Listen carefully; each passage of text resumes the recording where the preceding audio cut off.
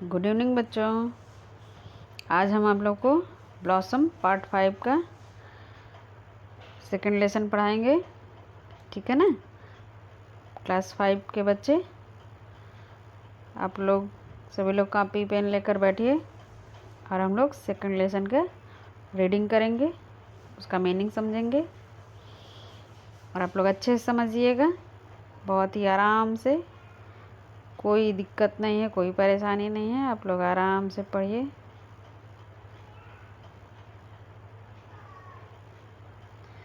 देखिए हमारा second lesson आ गया है, lesson 2, the smell of bread and the sound of money. Smell means होती है सुगंध, स्मेल मीन्स सुगंध। द स्मेल ऑफ ब्रेड यानी जो पाव रोटी है उसकी मीठी सी सुगंध, and the sound of money मतलब पैसों की खनखनाहट, सिक्कों की खनखनाहट। तो इस लेसन का नाम है ब्रेड की महक और पैसों की खनखनाहट। इसी टॉपिक पे ये स्टोरी बनी हुई है, ये कहानी बनी हुई है। तो चलिए अब हम लोग इसका शुरुआत करते हैं, इस कहानी की।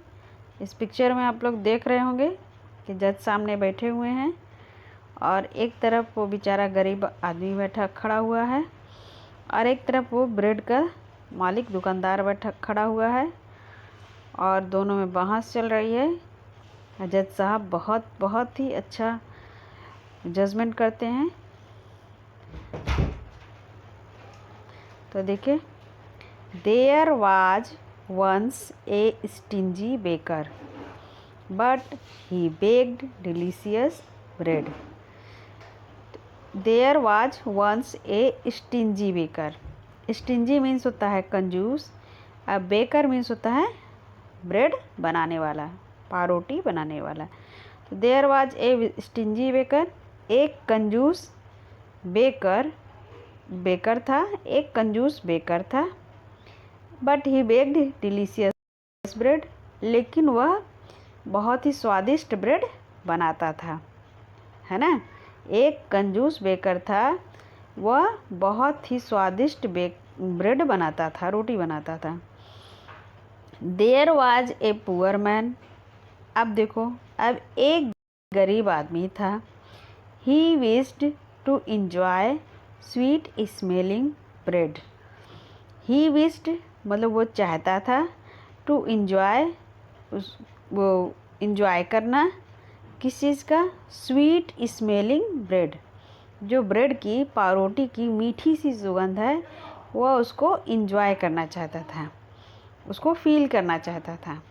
But he did not have any money, लेकिन एनी मनी उसके पास बिल्कुल भी पैसे नहीं थे, कुछ भी पैसे नहीं थे उसके पास कि वो ब्रेड खरीद सके और उसको खा सके, उसकी मीठी सी प्यारी सी सुगंध को ले सके, है ना। So he would stand outside the bakery every day. इसलिए वो क्या करता था कि ही वुड स्टैंड आउटसाइड, इसलिए वो क्या करता था कि रोज़ वह बेकरी के यानी उस दुकान के बाहर कोने में खड़ा हो जाता था। प्रत्येक दिन, एवरी डे मीन्स प्रत्येक दिन, वह रोज़ दुकान के बाहर एक कोने में खड़ा हो जाता था। And enjoying the nice smell of baking bread, और जो उसकी मीठी सी सुगंध थी ब्रेड की, उसको वह स्मेल करता था, सूंघता था और उसको एंजॉय करता था, उसे बहुत अच्छा लगता था।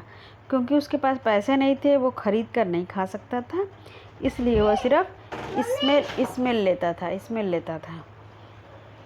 The baker was very angry with the poor man. Baker जो है वह बहुत ही नाराज़ हुआ उस गरीब आदमी से यह देखकर कि वह मेरी ब्रेड का स्मेल कर रहा है ना। वो बहुत एंग्री हुआ, बहुत नाराज़ हुआ। He felt that any one who smelt his delicious product should pay for the smell.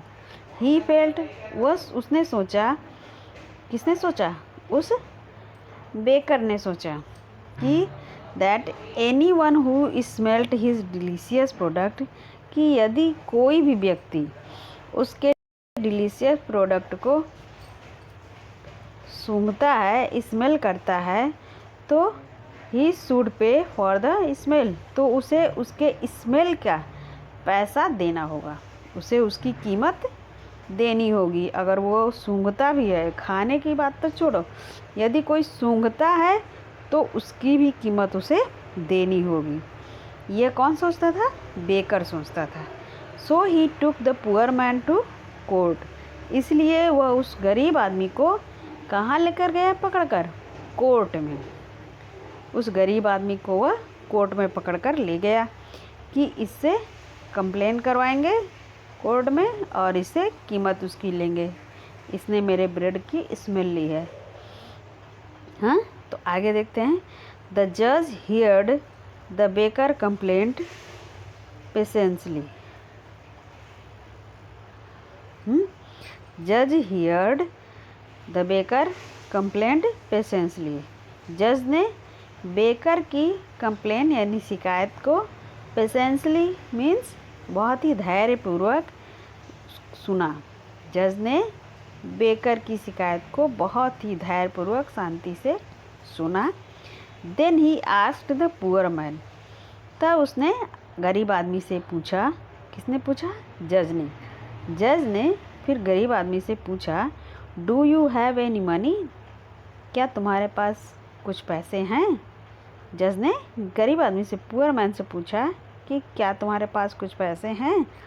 The poor man searched his pocket, उस गरीब आदमी ने अपनी पॉकेट में हाथ डालकर सर्च किया, मतलब खोजा कि उसको कुछ यदि हो कुछ पैसे तो मिले। तो गरीब आदमी ने पॉकेट में सर्च किया एंड प्रोड्यूस्ड 2 स्मॉल कॉइन्स, और फिर दो छोटे सिक्के यानी एक के सिक्के, 2 सिक्के थे उसके पास, उसकी पॉकेट में, वो उसने निकाले और कहा, this is all the money I have. उसने कहा कि मेरे पास बस इतने ही पैसे हैं। 2 सिक्के थे उसकी पॉकेट में, उसने वही निकाल कर दिखाया और जज साहब से दिखाते हुए कहा कि यही मेरे पास इतने ही पैसे हैं। ही सेड टू द जज, उसने जज से कहा। द जज took the money from the poor man, जज ने उस गरीब आदमी से टुक, उस पैसे को ले लिया। टुक मीन्स ले लिया, है ना, टेक से टुक बना है, टेक का थर्ड फॉर्म है टुक। द जज took the money from the poor man, जज ने उस गरीब आदमी से वो पैसे ले लिए। The baker was dilated, baker यह देखकर बहुत खुश हुआ कि अब मुझे 2 रुपये मिल जाएंगे, जो इसने मेरे ब्रेड की मीठी सी सुगंध को स्मेल किया था, सूंघा था, तो अब उसकी मुझे कीमत मिलेगी। तो ये देखकर बेकर बहुत खुश हुआ। डिलाइटेड मीन्स बहुत प्रसन्न हुआ, बहुत खुश हुआ।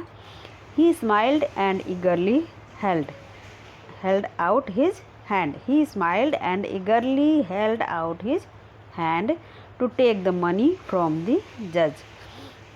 वह मुस्कुराया और जल्दी ही तेज़ी से अपने हाथों को आगे बढ़ाया जज से पैसे लेने के लिए।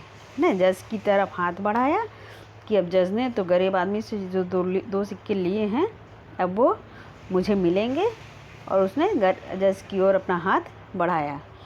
बट द जज did not give money to the baker, लेकिन जज ने बेकर को वो पैसे नहीं दिए।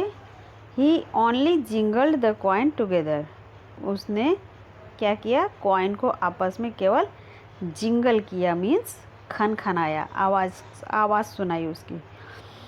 ऐसे हाथों में मुट्ठी में लेकर ऐसे ऐसे सिक्के को खनखना दिया। He then return them to the poor man, और उसके बाद उस गरीब आदमी को वो पैसे वापस कर दिए। रिटर्न करना मीन्स वापस कर देना, उसको वापस कर दिया।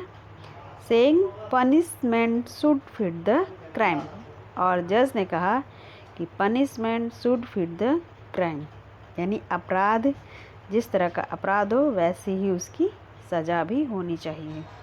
The price for the smell of the bread should be the sound of money.